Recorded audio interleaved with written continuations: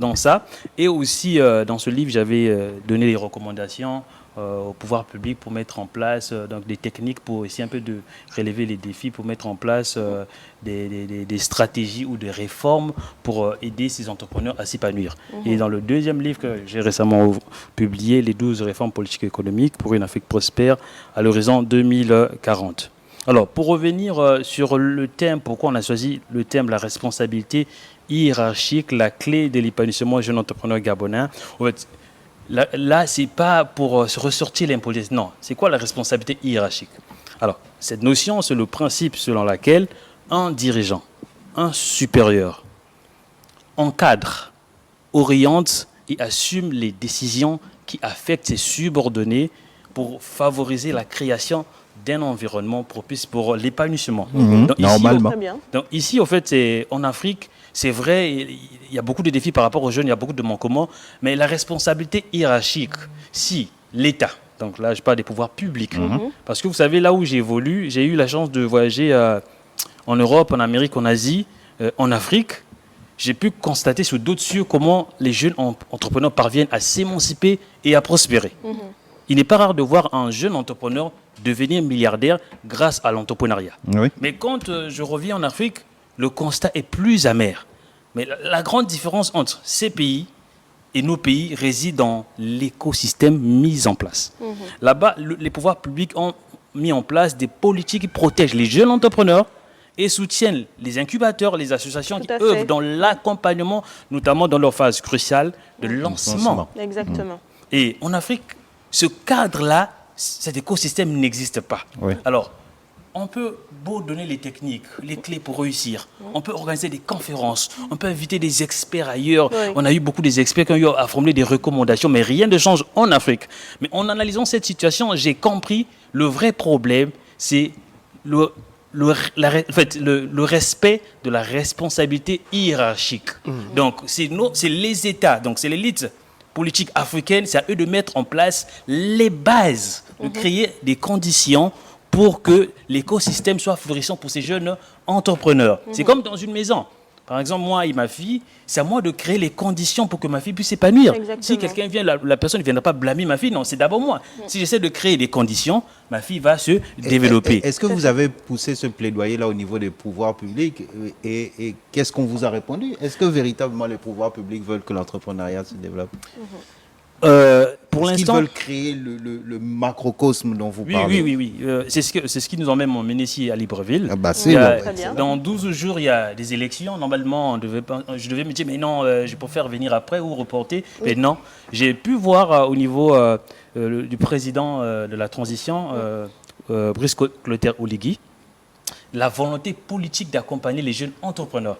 Parce que il y a l'ancien ministre, le docteur André Jacogan, que je salue, on s'est croisé à Paris, dès que je lui ai parlé de ce projet pour accompagner les jeunes entrepreneurs, ce que je faisais en Afrique. Il m'a dit non, mais tu dois venir à Libreville, on a besoin de ça, parce que je suis un entrepreneur qui a commencé de zéro. Aujourd'hui, je vendais aussi au marché. Aujourd'hui, j'ai plusieurs entreprises, j'emploie beaucoup de gens en Europe et en Afrique, je crée de la richesse. Je dis pourquoi pas partager cette expérience. Et il y a eu cette ouverture d'esprit au niveau de l'élite politique gabonaise aujourd'hui. Il y a cette volonté, mais cela ne suffit pas.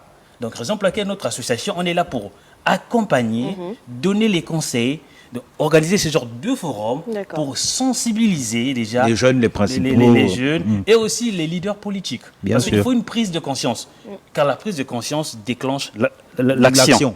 Donc la responsabilité hiérarchique, c'est la clé. Parce qu'il y a beaucoup de clés pour réussir dans le monde des affaires, pour créer l'écosystème. Mais la clé principale, c'est cette prise de conscience. Ils doivent comprendre que si on n'investit pas dans la jeunesse aujourd'hui, demain, on ne parlera pas d'une Afrique forte. Exactement.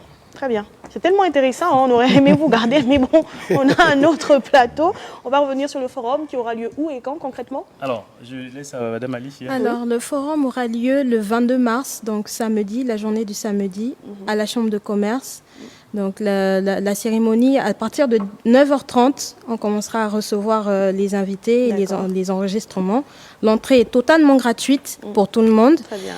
Et à partir de 11h, on débutera notre cérémonie avec l'introduction de discours pour pouvoir interpeller la hiérarchie de chacun, la responsabilité de chacun. On aura une petite pause à partir de 13h pour un buffet, pour avoir un échange avec nos différents invités, toutes les personnes qui seront là. Et on reprendra à partir de 13h40 pour des ateliers en après-midi. Okay. Donc avoir directement le contact entre nos experts internationaux, nationaux et les jeunes qui viendront avec nous. Voilà. Bah, c'est très bien. Donc on va apprendre beaucoup de M. Moya également. Hein. C'est important d'effectuer les déplacements, n'est-ce pas? Très important, parce qu'effectivement ça nous permet aussi de découvrir d'autres mondes, d'autres réalités. Exactement. Et je suis ravi, c'est ma première fois que j'arrive à Libreville. Ah oui. C'est hier soir. Bienvenue au Gabon. Ah, hier soir seulement. Vous avez le temps de manger les mets gabonais. Hein. Pas encore.